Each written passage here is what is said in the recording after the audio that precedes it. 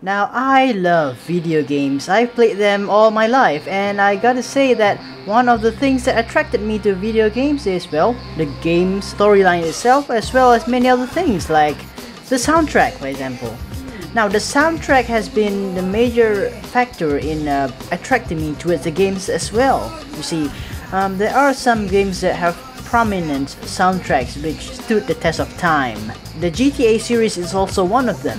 From the first GTA game released in 1997 until GTA 5 in 2013, and even to GTA Online, which is continuously being developed, the GTA series is no stranger to impressive, captivating soundtracks. Each of the GTA games are filled with music which defined the game's atmosphere at that time.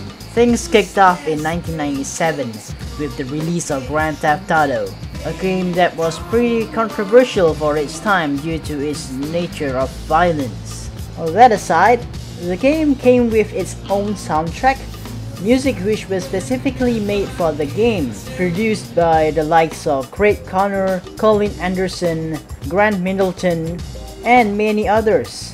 Almost all the music in GTA 1 were made in-house. That means they were developed by the producers and the audio department in Rockstar North at that time. Back then they were known as DMA Design. This was just before they became Rockstar North. In between the transition into Rockstar North, they also released an expansion pack for GTA 1 called GTA London 1969 and 1961. The expansion pack also features its own soundtrack, and it is also the first GTA game or expansion pack that features licensed soundtracks. Some movie scores were used in GTA London, with a few songs being written specifically for the game. The soundtrack has a rather retro feel to them because of the expansion pack's setting of the 1960s. Afterwards, in 1999, GTA 2 was released. Now, how does the soundtrack look like in GTA 2? Well, they have a combination of in-house and licensed music, but a lot of them are in-house. Only a few licensed music were used, and those were from smaller artists or bands. Unfortunately, the game did not have a very positive reception when it came out. It feels pretty much like the first GTA game, with the exception of a few changes. Whilst GTA 2 was not very successful commercially, the next game would change things permanently for Rockstar. Released in 2001, Grand Theft Auto 3 would mark Rockstar's entry as a very formidable force in the video game industry. GTA 3 was the first 3D game. It is also equally controversial as the first and second games, but also has much improved soundtrack. Like in GTA 2, there's a combination of in-house and licensed music, but the amount of licensed music has dramatically increased. Music in-house were put in radio stations like Hit Radio and Lips 106. However, there are also other musical genres like classical music, trance, hip-hop, retro music, and even a talk show now. Rockstar went all in with the licensed music, and most of them are very good. Personally, I like the selections, especially the selection in the radio station called Flashback FM, which plays retro music which were taken from the soundtrack of the movie Scarface. The soundtrack kind of gives an edgy feel to the game in some ways. It also helps that after hearing the soundtrack or thinking about the game, I can think of the songs that will play in it. And 1 year removed from GTA 3, Rockstar released Grand Theft Auto Vice City, where they went all in with the soundtrack. They probably invested in a lot of money for the soundtrack because it featured tons of pop artists, well-known pop artists like Michael Jackson, Laura Branigan, Lionel Richie, Frankie Goes to Hollywood, and so much more. The amount of star power in the Vice City soundtrack is just insane. You also have a variety of radio stations, even more variety than in GTA 3, which is very telling, and it goes to show that the level of dedication the Rockstar has for the game's soundtrack. I find it difficult to forget the time when you enter a car or a scooter and then Billie Jean starts playing, or maybe Self-Control depending on whether you skip the cutscenes or not in the start of the game. The Vice City soundtrack has pretty much everything for everyone, I might say. 2 years after the release of Vice City, they released San Andreas, and the soundtrack for San Andreas is equally fantastic. Now, the game was set in 1992, and back then grunge was picking up, and hip-hop, gangster rap is on the ascension. But at the same time, people started to appreciate the disco era too. You know, a lot of appreciation for the stuff from the 70s. And just like in Free and Vice City, the stations are a great bunch.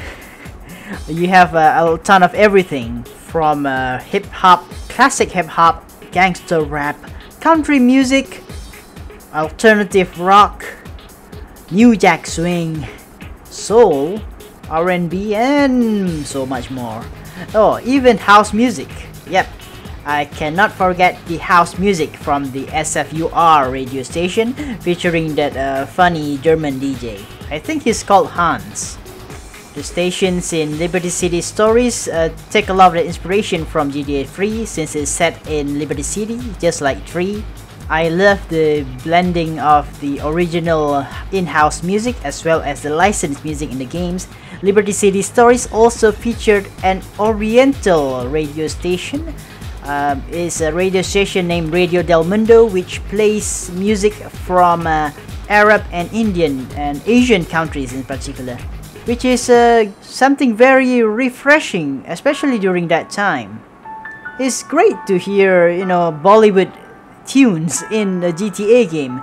A bit strange, but still, it feels good, especially when you listen to Nivanana by SP Bala in the game. Makes your adrenaline pump when you're doing the action-packed missions in the games. Then there's tons of them. The radio stations in Grand Theft Auto Vice City Stories is pretty much the same as in Vice City, but there are some differences, and I forgot to mention about the talk radio, which is available in Vice City VCPR. It is also in Vice City Stories. The station K-Chat does not exist in Vice City Stories, but it's been replaced by another station called Paradise FM, which plays post-disco music. Just as usual, Rockstar, being ever so dedicated to their soundtrack, compiled a list of awesome hits from the 80s in the game. You get stuff from the Hall & Oates, Laura Branigan, Paul Young, Gino Vanelli, and many more.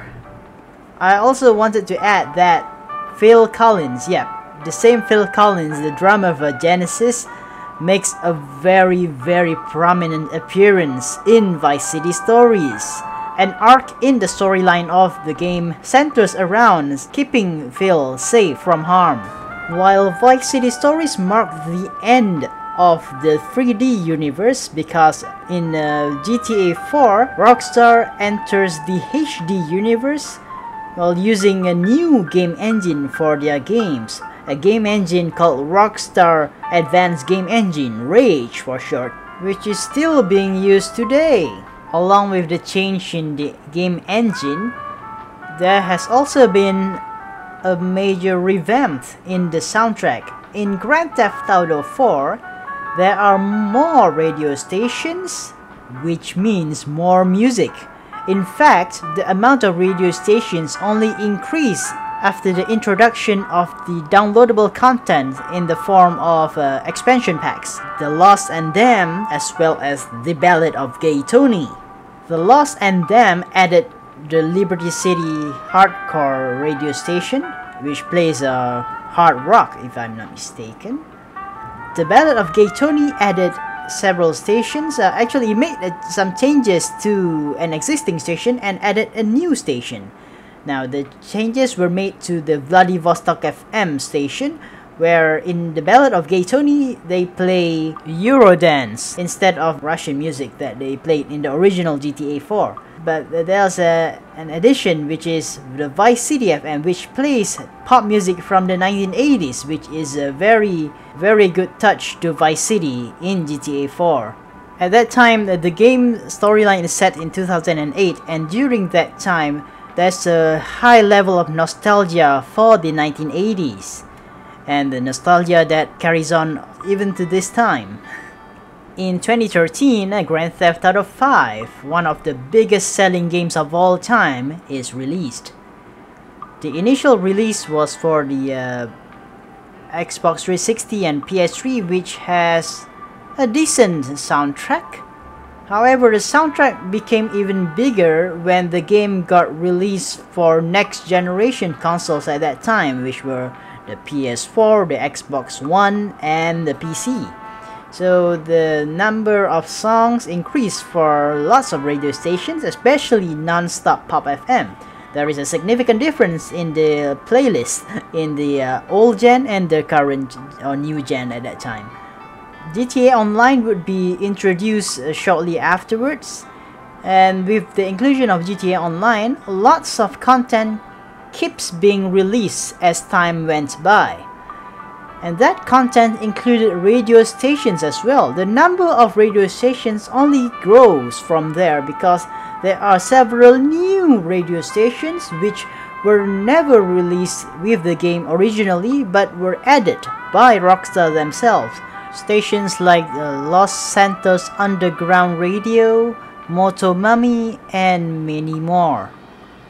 There are several differences when it comes to the soundtrack in specific versions of the games. There have been many changes throughout the years.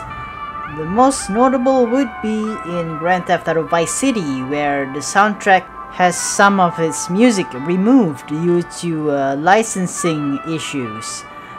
When they released the game again in 2012, some songs were removed.